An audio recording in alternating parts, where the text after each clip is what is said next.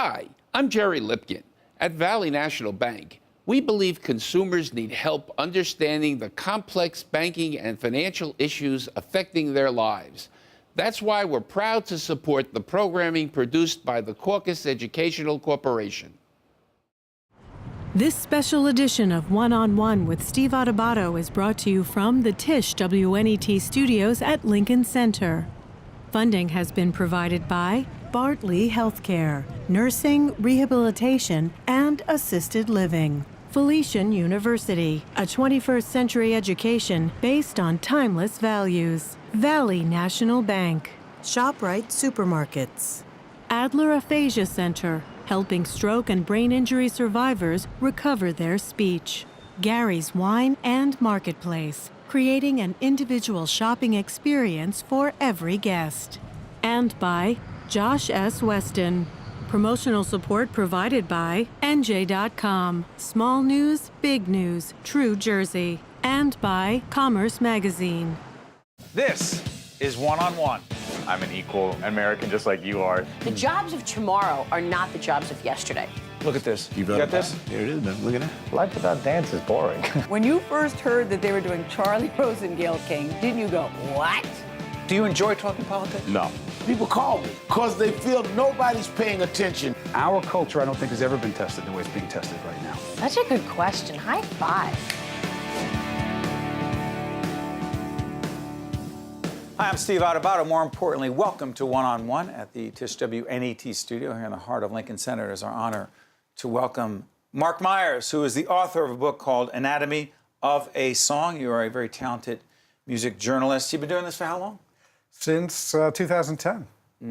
Love music. Love it. Always have. Live and breathe it. Because? Because it just takes you to a different place. It wakes up the poetry inside of you, and you can just feel the heartbeat of the artist who recorded it if the music's good. The premise of this book, you analyze 45 hit singles from the 1950s to the 90s? 1952 to 1991. Okay. Get right into some of them? Yeah. We were talking about this before we got on the air. I told you one of the songs I was listening to a lot recently was Stevie Wonder's Love's in Need of Love Today. That makes it on the list. Oh, yeah. And there's a Stevie Wonder story. Huge. Go. Stevie Wonder, when he wrote this song, he doesn't write traditionally, obviously, because of the lack of sight. So he has to feel his way through a song, and he often, when he's staying in hotels, he'll play his Fender Rhodes, and he'll hum. He'll just hum the lyrics along. And when he finally gets the sound of what he likes, then he'll start adding words. But when I was interviewing him, he wanted to illustrate it for me. But when I asked him a question, the line went dead. And I was terrified that I had asked him the wrong question. He was going to end the interview. And I was waiting, waiting and waiting. And all of a sudden he says, "Can you hear me?" And I said, "Yeah, Stevie, I can hear you." And he literally plays the harpeggi, this instrument he has that's a combination guitar, piano. And he sang the entire song to illustrate a point of how he feels his way through a lyric. What was your reaction when you did that? My teeth were in the back of my hand to keep myself from asking any other question. As soon as I heard him sing, I said to myself, do not ask a question. Do not ask a question. It was hair-raising to hear him not singing and performing, but singing to merely illustrate his art. How about this one?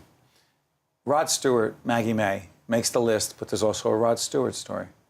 Rod Stewart was just, he absolutely wanted the mandolin in on this song. Loved that old sound. There was a Celtic core sound that he really, really loved. And when he was listening to it and hearing it, he just wanted it front and center, and he wanted a great solo.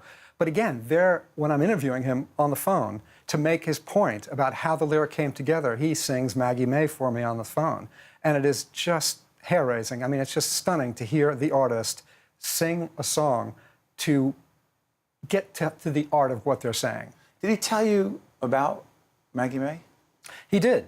He did. Rod Stewart went to a jazz festival in 1961. He snuck in, and he immediately met an older woman at a beer gathering or beer area at the jazz festival, and they went off into the woods, went off onto a field, and Rod lost his virginity that day, and that's Maggie May. That's Maggie May. That's the reason behind Maggie May. Yeah.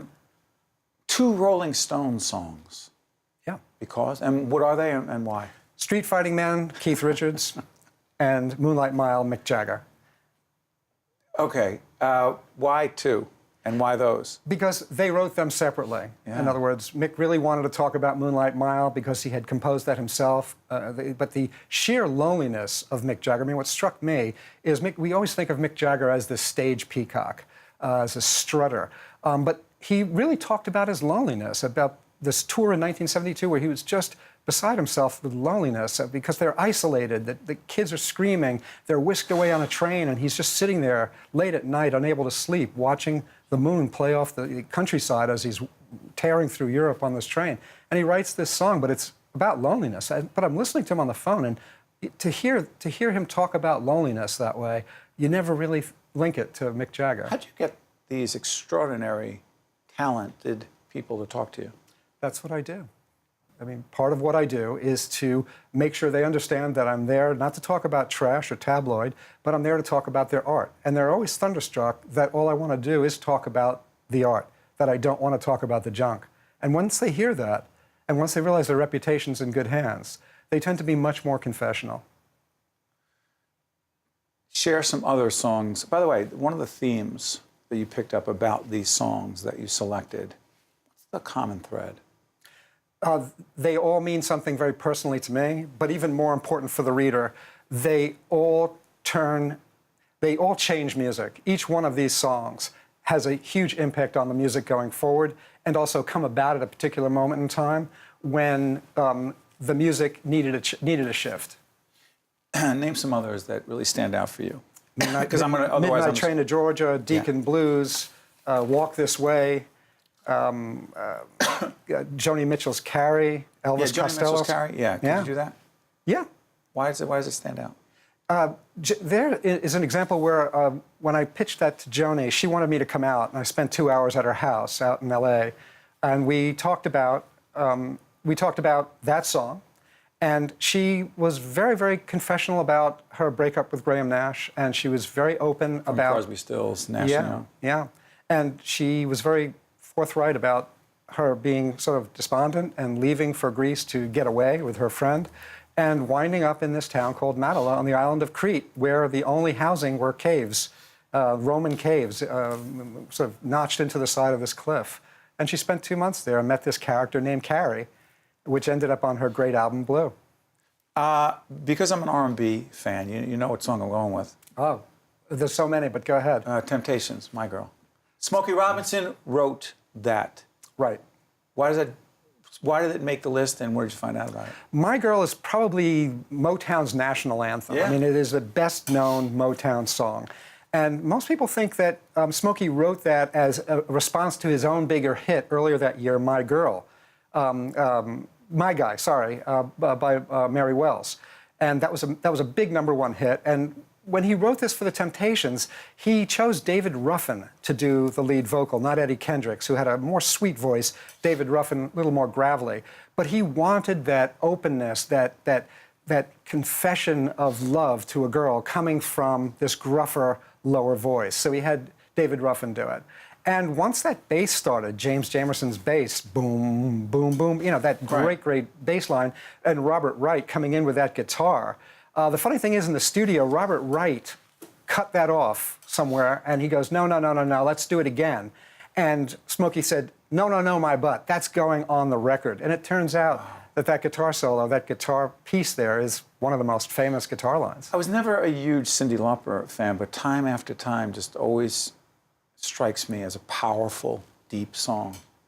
It started out as a faster song, actually. It was the last song she recorded for her first album, She's So Unusual. They needed one more, so she was sent into one of the studios with Rob Hyman, the keyboardist, and they needed to come up with a song, and they needed to get that song done pretty quickly. And Cyndi said, you know, I need a title first. I can't write, you know, unless I've got a title. So they were fooling around with a title, and they couldn't figure it out.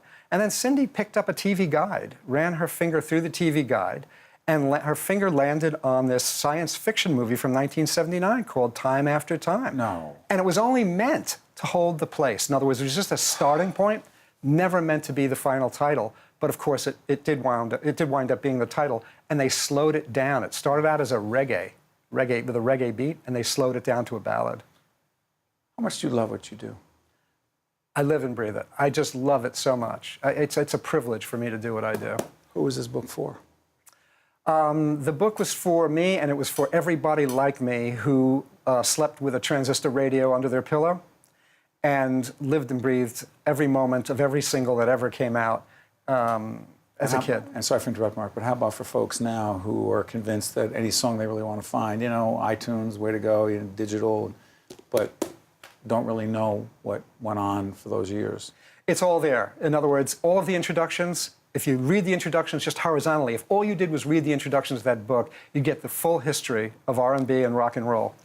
Marc Myers, Anatomy of a Song, the oral history of 45 iconic hits that changed rock and roll, R&B, and pop. I want to thank you very much, Marc. Important work. Thanks for having me, Steve. I appreciate it. Appreciate it. Stay with us. We'll be right back right after this.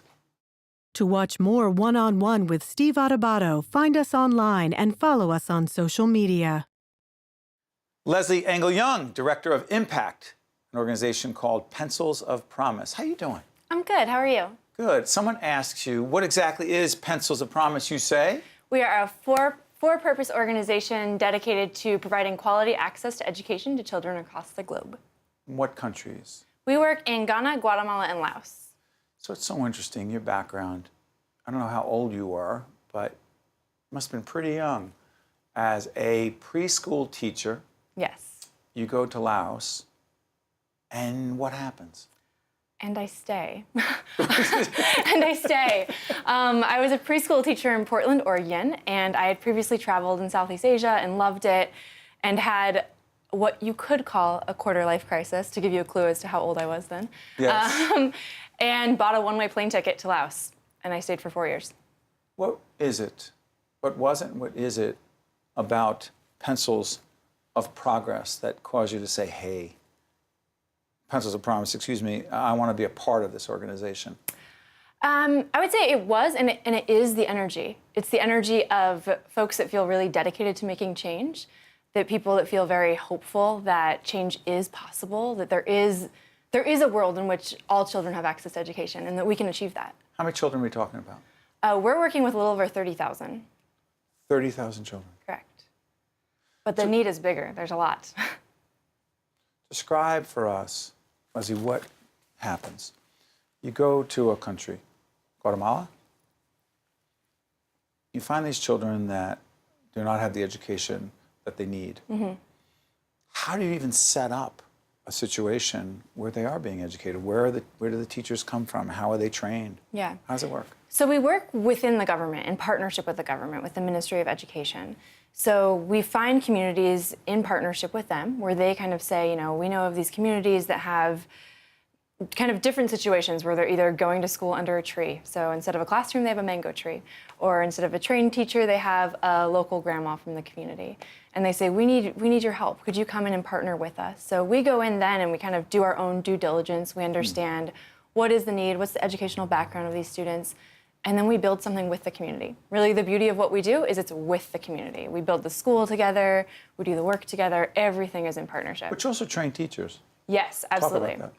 Yeah, so, I mean, I was a teacher, my parents were teachers, so I and my organization firmly believe that the teacher is the key. The teacher is the true key to change. The teacher has the power to really unlock the potential of their students. So we work with government-trained teachers to provide them ongoing support. These are teachers that literally are told, tomorrow you're going out to this community 6 hours away, you don't speak the language, we'll see you in a few years. Best. There's no professional development, there's no materials, there's no ongoing support. So that's where we come in. We say, your job is hard. We want to help you make it, we want to help you. We want to make it easier. We want to get the best out of your students. What is the WASH initiative? WASH is water, sanitation, and hygiene. We believe that a school is a place that is safe and clean for children. So that means a gender-safe bathroom that locks, it's comfortable and safe for girls. That means clean drinking water, a place to wash your hands. Really what we here think of as just really normal. Of course your school has that. Developing world, that's not a given. So we really ensure that a community and a school has those kind of necessities available to them at the school level. Talk about sustainability. How does it sustain? You're there, you're doing what you're doing. Do you leave at a certain point? Yeah, so all of our schools are owned and operated by the government, By the government? and the communities in partnership. So the Ministry of Education and that community, they're the true owners of the school. It was built in partnership with Pencils of Promise, but they're the ones that run it, they're the ones that own it, they're the ones that oversee it, and we just support. So really, from the very beginning, it's sustainable because of that. You know, we could walk away tomorrow. We don't, but we could, and that school is still there. They still have the teachers that are paid by the government. They still have the community members that helped build the school that feel really proud of it and are going to be upset if it, you know, is torn down or not being used properly. So the sustainability really comes in the fact that it's embedded in the community and in partnership. Now, any not-for-profit, I mean, public television, we're a not-for-profit. We spend a lot of our time raising money. You spend some time raising money. We do. Talk about where the dollars come from. From individuals, from a lot of individuals. So in the very beginning, back in 2008, 2009, the way that we raised money was a group of young people that were really passionate and excited about doing something, right. Caring, you know. And that's really the momentum that kind of our fundraising grew off of through the years, was finding people that wanted to have something they connected to. And now we have a lot of folks that are families that come and want to partner with us because they want to show their kids what the rest of the world looks like, you know, what it looks like in the developing world. What about sorry for interrupting, what about some of the celebrities involved? Yeah, so we do work with a few celebrities, as you might know. Most recently, we've been working with Justin Bieber in the Purpose Tour. So I'm sorry, who was that? His name is Justin Bieber. Have you heard of him? And what has he done? So just a couple of things. How did he get involved? His manager, Scott Braun, who is the brother of our founder, Adam Braun. That's interesting, and there's some others as well.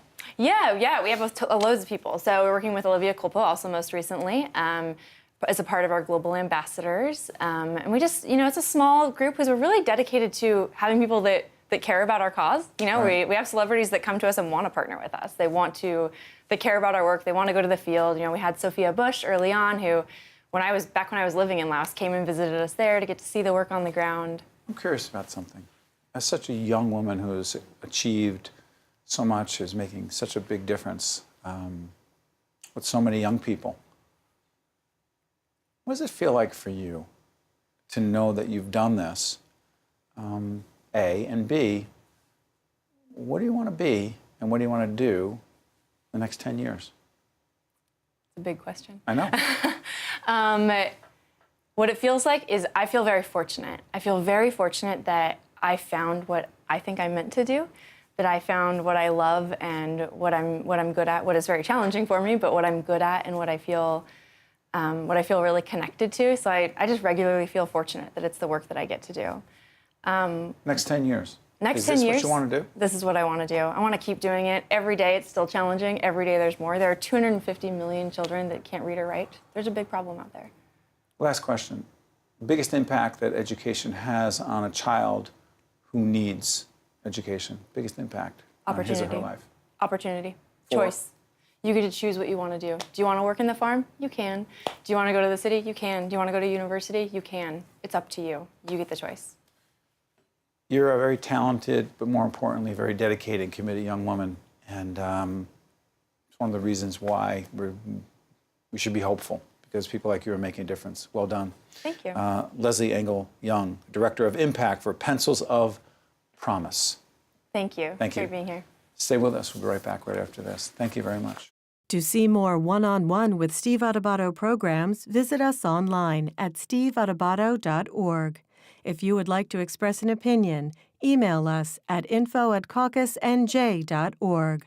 Find us on Facebook at facebook.com/Steve Adubato PhD and follow us on Twitter at Steve Adubato. Dr. Luz Porzecanski is co-curator of the Cuba Exhibit, American Museum of Natural History. How are you, Doctor? I'm terrific. It's so good to have you, Anna. It's great to be here. Talk about this Cuba exhibit and why it's so important. Oh, I think it's just the first time that Cuba has been seen in this way in this country, really. It's about nature and culture of Cuba. And I think it's for people from any age, you know, all families, everybody. I think everybody will find something interesting to learn there. We're going to be showing some videos, some pictures from the exhibit, but I'm going to ask you this. What's the biggest misconception you think most of us in the New York, New Jersey this region have about Cuba? Oh gosh, there are many, I would There are say. many. That's why I asked. I think, you know, there were a couple of things. There were three key things, I think, in terms of misconceptions that we wanted this exhibit to dispel, perhaps. The first one, Cuba is very large and it's very close. And because it's so large, it's actually really diverse and has a lot of environmental variety. And there comes the second. It is biologically completely unique. It's like the Madagascar of the Caribbean. It has all these things that are found in Cuba and nowhere else, and people don't know about them. And the third one is that the Cuban people are, you know, diverse as well. There's diversity of voices in Cuba, and we show that through the exhibit. So, you know, as we do this program at the end of 2016, it will be seen after, Fidel Castro, his passing, Yes. means what to Cuba and about Cuba? Well, that's not really my area of expertise, as you know. The museum What about is the culture, let's say? The culture. Well, I think, you know, it is definitely a watershed moment for Cubans. They've lived with this leader for their lifetimes, and so I do think it's a watershed moment. They knew he was aging, but it's not the same, and so we shall see. But I think they've also been preparing for this for a long time. Clearly, the scientific collaboration Yes. between the United States and Cuba. It's been going on for years, in spite of the political Yes.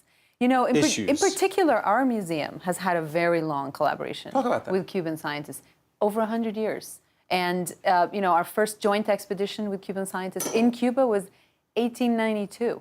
And there's been, on average, about one every 3 years. So we've been working together despite the political climate. Hasn't changed it. Well, you know, there were it ebbed and flowed.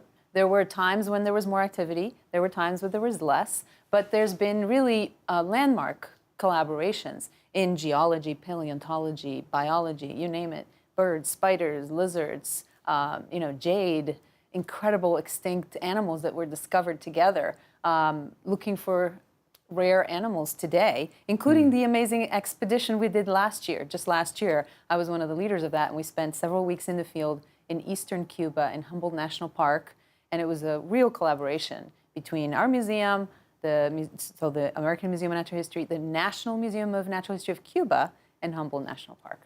Looking to achieve what? We were looking to understand better what is in this park because it has not been that explored, believe it or not. We think we found a number of new species just in 4 weeks in the field.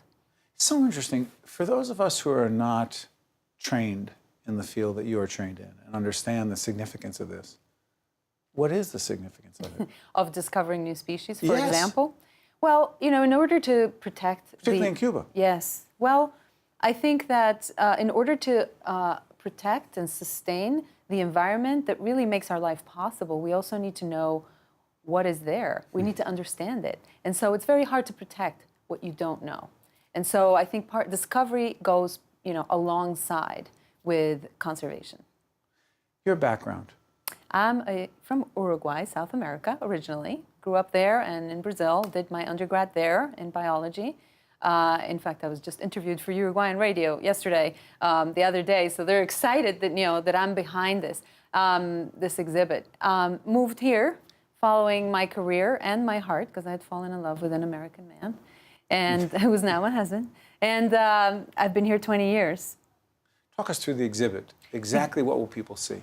People will, I think, be very surprised. There'll be some of the things they expect, but they are used as entry points. For instance, we have a 1955 Chevy in the exhibition. You know, some people would say, well, that's a cliche. Well, it is and it isn't, because why are there so many old cars in Cuba? Why is circulating? that? It's a complicated story. It's a combination between restrictions that were imposed by the Cuban new revolutionary government at the time. Castro famously said we need tractors, not Cadillacs, but also a result of the American embargo that has lasted all these years, meaning there haven't been new parts that have been able to come into Cuba. And so what was there then, it's still today, and because of the ingenuity of Cubans, continues to circulate. And so as visitors come in, they'll be confronted with some of these elements. They'll see a remarkable recreated boulevard as if you were on a Cuban street. And from there, they'll be able to explore in greater depth